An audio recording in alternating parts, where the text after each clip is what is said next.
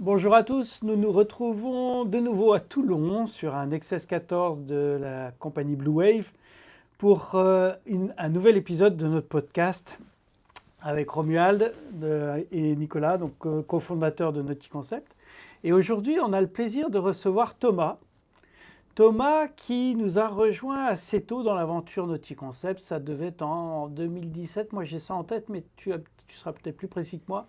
Oui, ouais, je dirais 2000. On s'était rencontrés au Salon Nautique de Paris. Ouais. Donc c'était au mois de décembre. Alors c'était peut-être en 2016.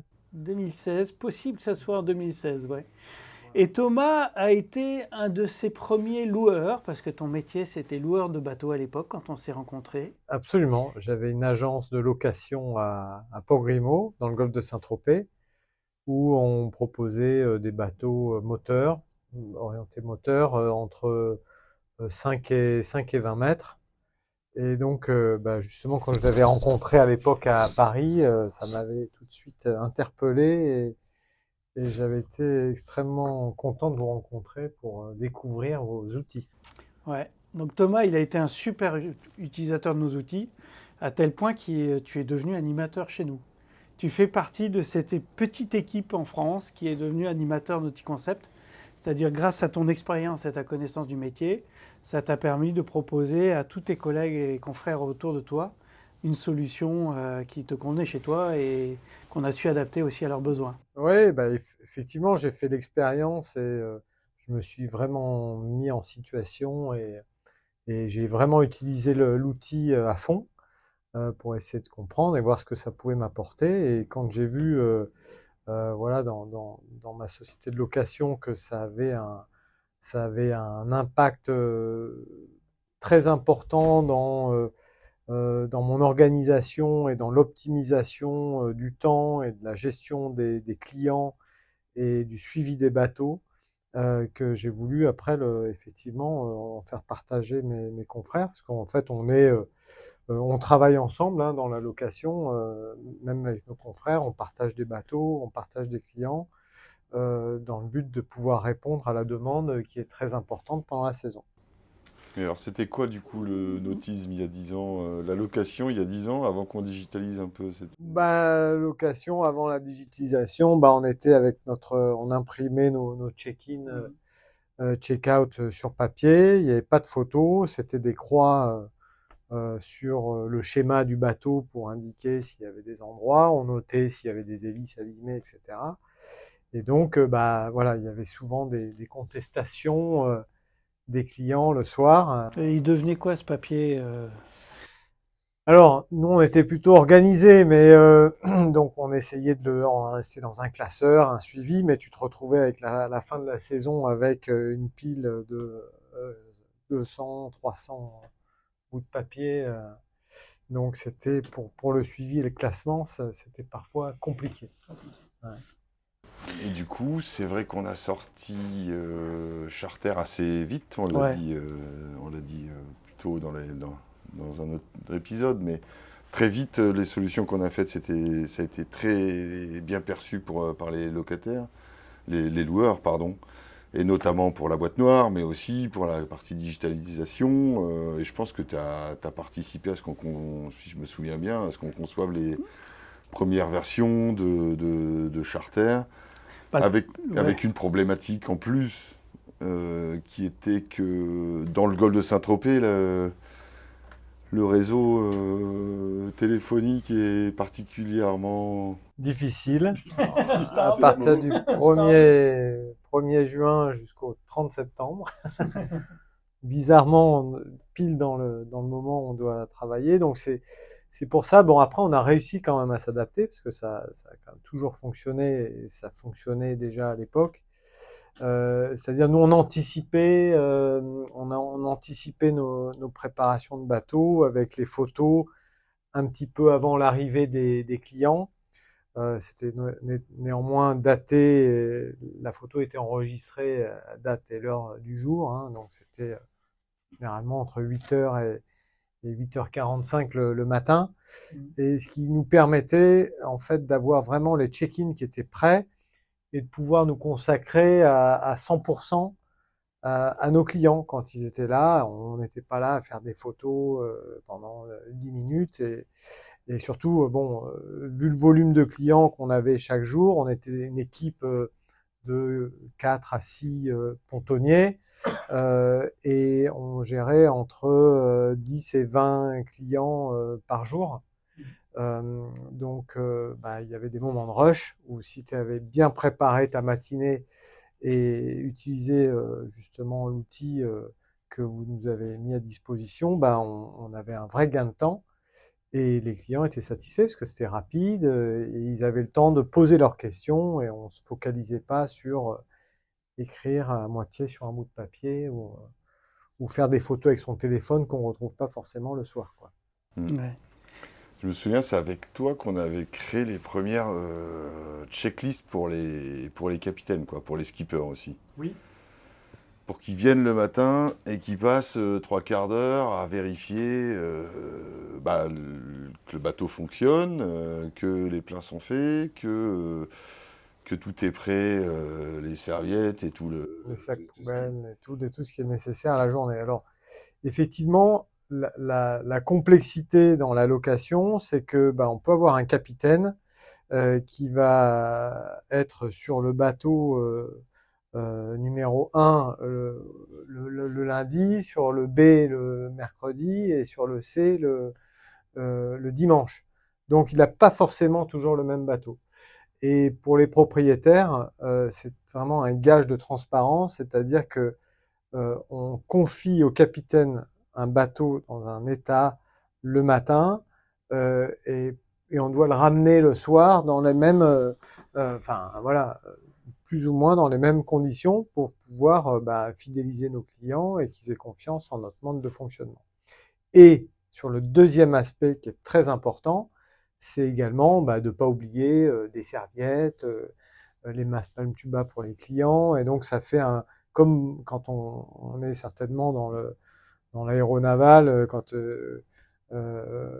on a un avion, on a un checklist et on s'assure qu'on a tous les équipements à bord pour que la journée se passe bien. Et donc, ça a évité bien des déplacements à Pamplonne à ramener un masque, une serviette, une bouteille qui avait été commandée par le client et qui n'était pas à bord. Et tu as parlé vis-à-vis du propriétaire de transparence. Oui. D'avoir digitalisé, ça a changé ta relation avec les propriétaires aussi alors? Mais au moins, il n'y avait pas de discussion. En fait, l'avantage de la digitalisation dans le nautisme, c'est que jusqu'à ce que ça existe, on est en permanente discussion, litige, désaccord, etc. Et là, au moins, ça coupe la discussion. Par exemple, on avait aussi des checklists de travaux, d'entretien, etc. qu'on avait préparé à rentrer. On avait des photos avant, on avait des photos après, avec ce qui avait été réalisé.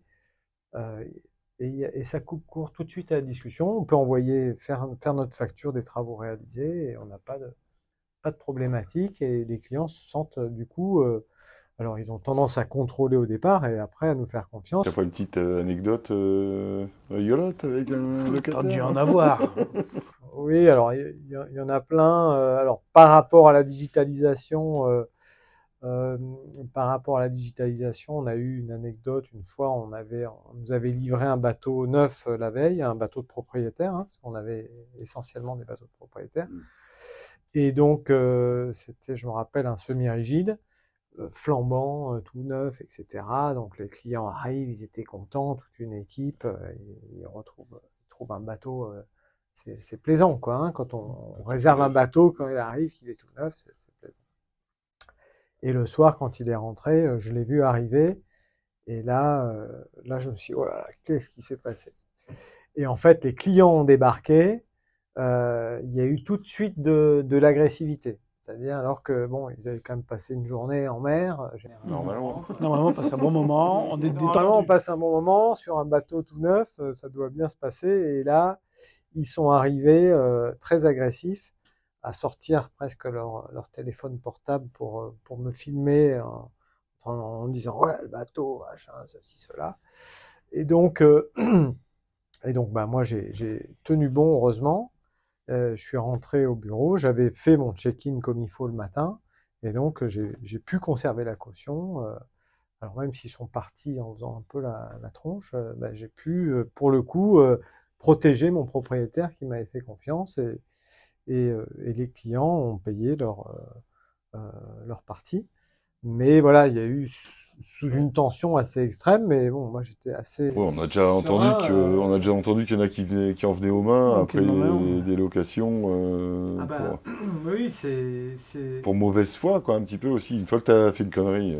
Alors après, voilà, nous on est les professionnels, on est censé amener un service de qualité et les clients seraient soi-disant irréprochables à chaque fois, ce qui n'est malheureusement pas toujours le cas. C'est vrai, ça? Et donc, ça aide justement à faire face à ce type de situation et à se laisser euh, souffler parce qu'on a le stress, c'est des stress qui se rajoutent dans la journée. Et puis le soir, quand on est fatigué, on a une grosse journée et qu'on a des clients qui sont de mauvaise foi et énervés, ça, ça, ça nous aide d'avoir justement des bons outils pour dire c'était comme ça ce matin, vous pouvez râler tant que vous voulez, c'est comme ça. Et pour la préparation des bateaux l'hiver, tu utilisais les outils pour faire l'inventaire, Ouais. les tâches lisses de préparation de bateaux. Comment tu gérais avec tes équipes tout ça? Alors moi, j'avais intégré toutes les checklists de quasiment l'ensemble des travaux qui sont réalisés sur la flotte de bateaux qu'on avait sur le logiciel NautiConcept, enfin, sur l'application. Et donc, j'avais mes checklists qui étaient prêtes. Donc, ça permettait, par exemple, quand on avait une nouvelle recrue, qu'il ait simplement des tâches à suivre avec un système de contrôle s'il a bien réalisé ou pas la tâche grâce à la mise en place de l'application. Donc, une grosse aide également à ce niveau-là. Parce que tu perdais moins de temps à être derrière, tu pouvais avoir un contrôle, parfois il savait pas, donc il ne cochait pas la tâche et tu pouvais la vérifier derrière pourquoi ça n'avait pas été réalisé. Et donc ça permettait vraiment d'avoir un suivi. Et encore une fois, pour la facturation, c'était un support indispensable et un gage de qualité. C'est-à-dire que on a donné des tâches à réaliser et elles ont été réalisées en suivant les instructions. Donc, ils ont suivi la qualité du travail. On parlait tout à l'heure des skippers. Je me souviens qu'il y a plusieurs clients qui disaient non, mais moi, mes bateaux, il y a un skipper, j'ai pas besoin d'une boîte noire. Et je me souviens que c'est toi qui m'as dit non, mais c'est pas parce qu'il y a un skipper qu'on met pas une boîte noire. Pourquoi? Parce que déjà, enfin, depuis, on a vu plein de choses, mais notamment dans la qualité de service, contrôler qu'il a bien fait, notamment le programme qui était prévu en termes de navigation et le programme qui était vendu aux clients. Et puis aussi parce qu'il peut avoir des inattentions. Oui, alors là, justement, pour les capitaines, là, pour le coup, j'ai une anecdote. En fait, nous, le capitaine donc fait son checklist, etc. Il part en mer. On reçoit une alarme via NautiConcept comme quoi il y a une prise d'eau dans le bateau, c'est-à-dire qu'il y a une voie d'eau dans le bateau, grâce à la boîte noire au boîtier que vous proposez. Et en fait, le capitaine, lui, a pensé que c'était un défaut d'alarme, etc. Il n'est pas allé contrôler la salle machine. Donc nous, on l'a appelé, on lui a dit qu'est-ce qui se passe, il y a un problème. Et effectivement, il y avait un réel problème à bord, c'est qu'il y a une durite d'arrivée d'eau de mer sur les moteurs qui s'est sectionnée ou qui s'était démanchonnée et on avait de l'eau qui est rentrée, donc le bateau est rentré, il était à moitié en train de couler, donc on a pu le sortir de l'eau à temps. Et avec tout l'historique de quand ça s'est passé, quand ça s'est réalisé, l'heure à laquelle il y a eu la voie d'eau, etc. Donc pour tout le process assurance derrière, ça a pu aider le propriétaire à monter un dossier et pouvoir se faire rembourser. Ouais. Non, ce que je veux dire, c'est pas parce qu'il y a un skipper qu'il n'y a pas de problème sur un bateau. Ah non, Non, non, ça ça arrive c'est aussi. pas, voilà, des problèmes, ça peut arriver et c'est effectivement, c'est des outils qui nous ont réellement aidés. Enfin, moi, j'ai été extrêmement heureux de pouvoir avoir ces outils parce que ça faisait partie de l'équipe, quoi. Hein. Ça faisait partie même de l'équipe. Un grand merci Thomas d'avoir passé ce temps avec moi. C'était important pour nous que tu sois là aujourd'hui parce qu'on ne voulait pas parler de la solution Charter sans que tu sois là. Voilà, bon, parce que Charter, vraiment, c'est un peu ancien maintenant. Mais ça n'empêche que tu as été un maillon important dans le développement de nos solutions et notre compréhension du métier. C'est vrai que tu as eu les petites clés, tu nous as donné les petites clés. Et puis, nous, on va arrêter là pour cet épisode.